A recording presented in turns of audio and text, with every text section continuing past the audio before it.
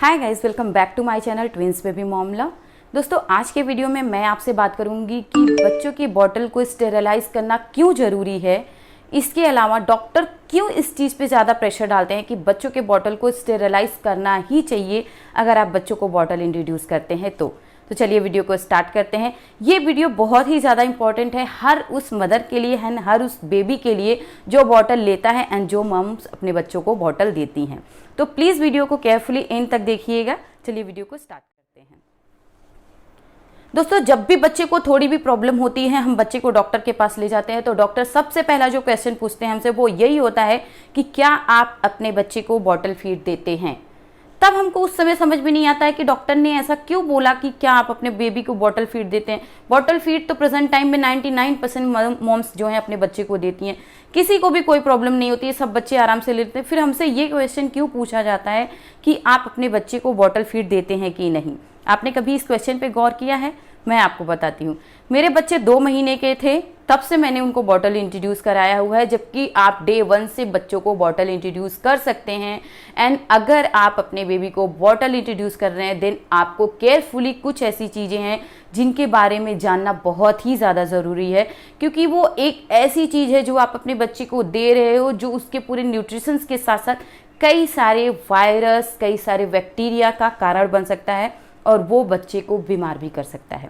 इस पे मैंने ऑलरेडी एक वीडियो किया हुआ है जिसका लिंक मैं डिस्क्रिप्शन में और ऊपर आई बटन पे दे दूंगी आपको कि बच्चों के बॉटल के चुनाव करते समय किन किन बातों का ध्यान देना चाहिए। तो चलिए अभी इस वीडियो को स्टार्ट करते हैं। हमेशा ये देखते हैं कि डॉक्टर सबसे पहले हमसे यही बोलते हैं कि आप अपने बच्चे को बॉटल फीड तो नहीं देते हैं। अगर आप देते हैं तो बॉटल को स्टेरलाइज करते हैं कि ट्रेडिशनल वे में एक भगोने में पानी डाल करके बॉटल्स को उबालते हैं।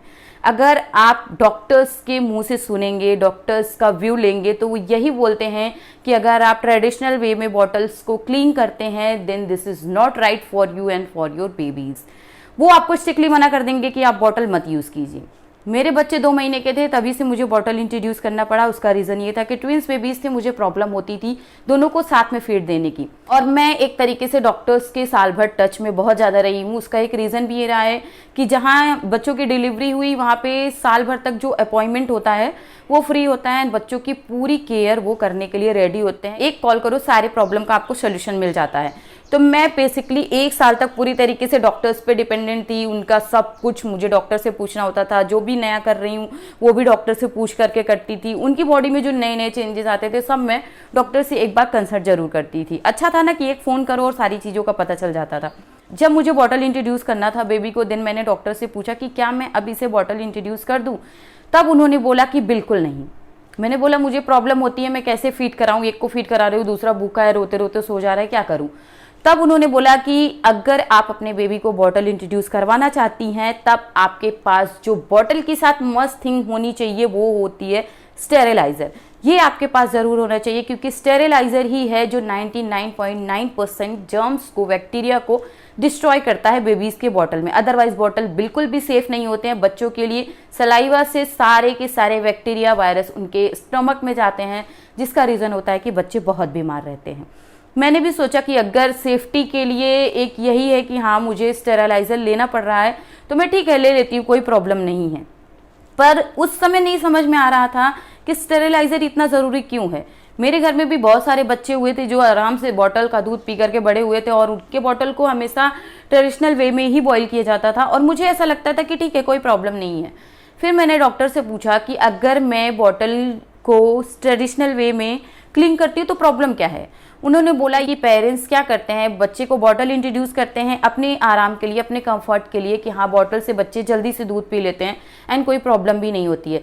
सेकेंड थिंग, बच्चे के बॉटल को ईजिली वॉश करके उसे एक भगोने में पानी रख के रख दिया और वो थोड़ी देर बॉईल हुआ और उसके बाद क्या हुआ कि हाँ बॉटल क्लीन हो गया।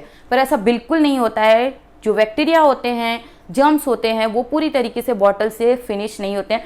40% बैक्टीरिया जो होते हैं वो ट्रेडिशनल वे की क्लीनिंग में क्लीन हो जाते हैं, बट 60% बैक्टीरिया उसमें रह जाते हैं जो आगे चल करके बच्चों को दिक्कत करते हैं, परेशानी करते हैं। इसलिए अगर आप बॉटल इंट्रोड्यूस करते हैं अपने बच्चों को देन आप 99% श्योर रहिए कि आपको बॉटल के साथ अपने घर में एक स्टेरिलाइज़र भी लेके आना है। मैं अपना बताऊं तो मैंने जिस दिन से बच्चों को बॉटल इंट्रोड्यूस किया मुझे एक बार नहीं समझ में आया कि मैं इसको करूं कि नहीं। मैंने कुछ दिनों तक ये ट्रेडिशनल वे अपना अपनाया, पर मुझे वो कन्वीनियंट नहीं लगा। मुझे लगा कि हाँ बच्चों को प्रॉब्लम हो रही है और थोड़ी ऐसी अनकन्वीनियंस सी चीज़ें प्रॉब्लम होती थी। फिर मुझे ऐसा लगा कि डॉक्टर पे पैसा वेस्ट करने से अच्छा है कि बच्चे की सेफ्टी को ध्यान दिया जाए एंड एक स्टेरिलाइज़र मंगाया जाए। तो मैं जब उसको लेके आई, मैं ये स्टेरिलाइज़र मैं आपको दिखा रही हूँ। ये फिलिप्स एवेंट का स्टेरिलाइज़र है जो मैं लेके आई थी 2019 में, छठे महीने में। वही उसी समय मैंने अपने बच्चों को बॉटल इंट्रोड्यूस कराया था। उस समय मैंने इसको चूज़ किया लेके आने के लिए, तब से ये अभी तक मेरे पास पूरी फेथफुली काम कर रहा है। उनके हेल्थ को लेकर के, बॉटल को लेकर के बहुत ही ज़्यादा एक फेथ होता है ना कि हाँ आपका फेथ बन जाता है स्टेरिलाइज़र पे। तो मेरा ये फेथ बन गया कि मैं आज तक, तब से एक भी ऐसा टाइम नहीं हुआ, एक भी ऐसा दिन नहीं हुआ कि मैंने बॉटल को विदाउट स्टेरिलाइज़र किए हुए अपने बेबी को इंट्रोड्यूस किया हो।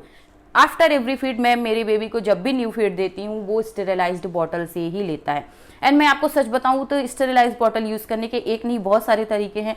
बच्चा भी पूरी तरीके से सेफ रहता है एंड हमारा बहुत सारा टाइम बचता है। बॉटल को स्टेरिलाइज करना हमारे टाइम को भी ईजी कर देता है, क्योंकि ऐसे पे क्या रहता है, हमने बॉटल को अच्छी तरीके से क्लीन किया, स्टेरिलाइजर पे लगा दिया और वो अच्छे से 15 मिनट 20 मिनट बहुत ही ईजिली, बहुत ही अच्छी तरीके से बॉटल को क्लीन कर देता है। एंड वो सेटिस्फैक्शन भी देता है कि जो जर्म्स हैं वो पूरी तरीके से खत्म हो गए होते हैं। अगर आप ट्रेडिशनल वे में इस चीज़ को करते हैं तो आपको केयर करनी पड़ती है, बॉटल को पलटना, उलटना, उसको सीधा करना, फिर टेढ़ा करना, कई तरीके से एंगल घुमाना पड़ता है ताकि बॉटल अच्छी तरीके से क्लीन हो जाए, अच्छी तरीके से उबल जाए, उसमें सारे बैक्टीरिया खत्म हो जाए। पर तब भी अगर बॉटल क्लीन नहीं हो रहा है तो मेरा ऐसा मानना है कि एक स्टेरिलाइज़र लेने में कोई भी प्रॉब्लम नहीं है।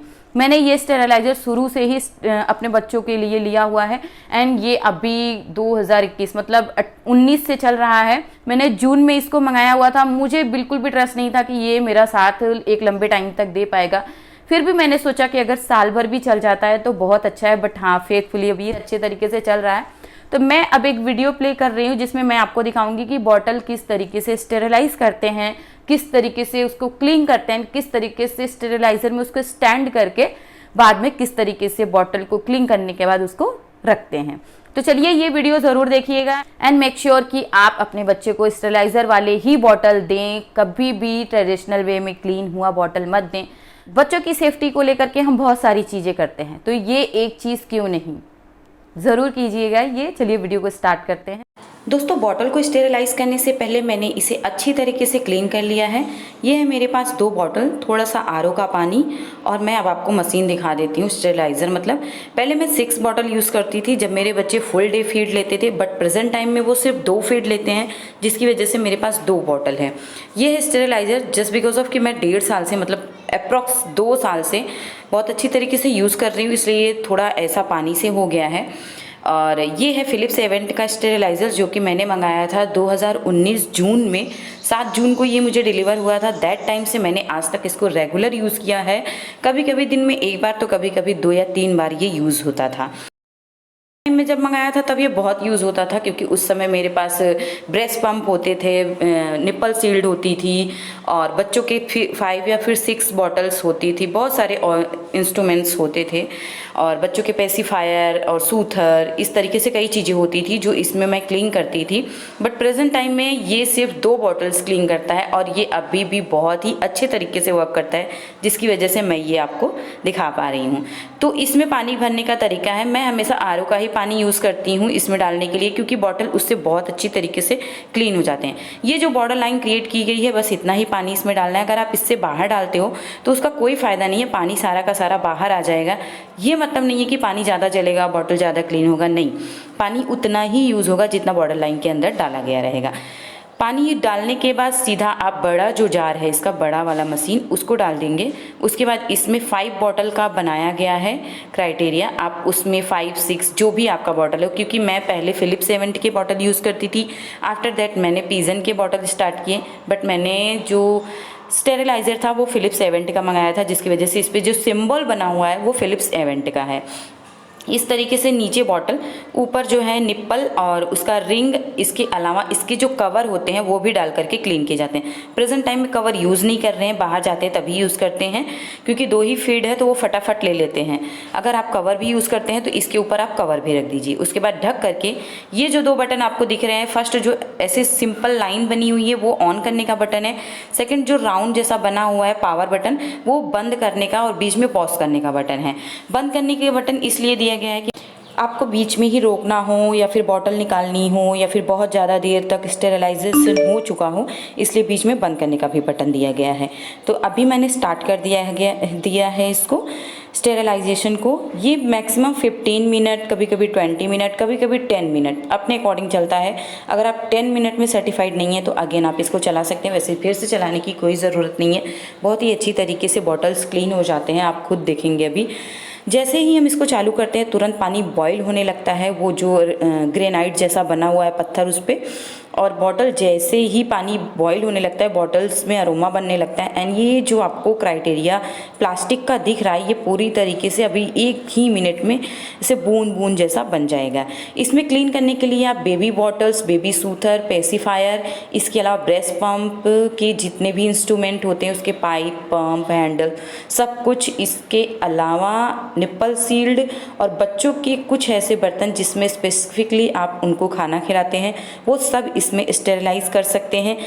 इसके अलावा आप इसमें बेबी फूड भी बॉईल कर सकते हैं, जैसे कि पपाया, एप्पल। मैंने इसमें हमेशा पपाया, एप्पल जो है हमेशा बॉईल किया, क्योंकि एक बार रख दो 10 मिनट के अंदर वो इतना स्मूथ हो जाता था कि आराम से उसे क्रश करके खिलाया जा सकता था।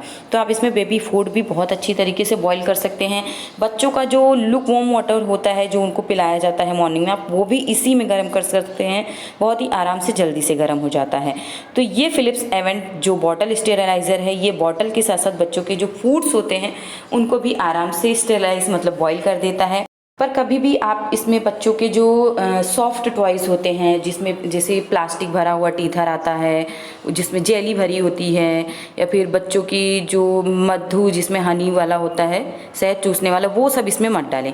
ये जो थोड़ा सा होल दिख रहा है, ये होल बेसिकली इसलिए बना हुआ है ताकि जो इसमें अरोमा क्रिएट हो रहा है वो बहुत ज़्यादा भरे ना, वो धीरे धीरे निकलता है। आप देख रहे होंगे पूरी तरीके से छोटी छोटी बूंदें जो है बन गई हैं। ये बहुत ही ज़्यादा हीट होता है, इसकी वार्मनेस इतनी ज़्यादा होती है कि आप इसे टच नहीं कर सकते हो, बच्चों से बहुत ही दूर रखना पड़ता है, जिसकी वजह से जब भी हम स्टेरिलाइजेशन के लिए बॉटल्स लगाते हैं हम केयरफुली उसको देखते रहते हैं कि बच्चों के टच में ना आए, क्योंकि थोड़ा भी टच होता है तो हाथ हीट हो जाता है, बच्चों को प्रॉब्लम हो जाती है। इसलिए इसे बच्चों से दूर ही रखें। और आप देख रहे होंगे बहुत ही जल्द ये हीटिंग में आ जाता है और पूरा बॉटल इतना ज़्यादा इसमें से धुआं निकलता है। अभी इसमें कैमरे में कैप्चर नहीं हो रहा है धुआं, मैंने 2-3 बार कोशिश की करने की, बहुत धुआं निकलने लगता है। और आप इसे बंद करने के बाद तुरंत कभी भी बॉटल्स बाहर मत निकालें। 5 मिनट 10 मिनट तक इसी तरीके से छोड़ दें ताकि उसका जो भाप है वो थोड़ी देर शांत हो जाए। आप देख रहे कितना भाप है इसमें।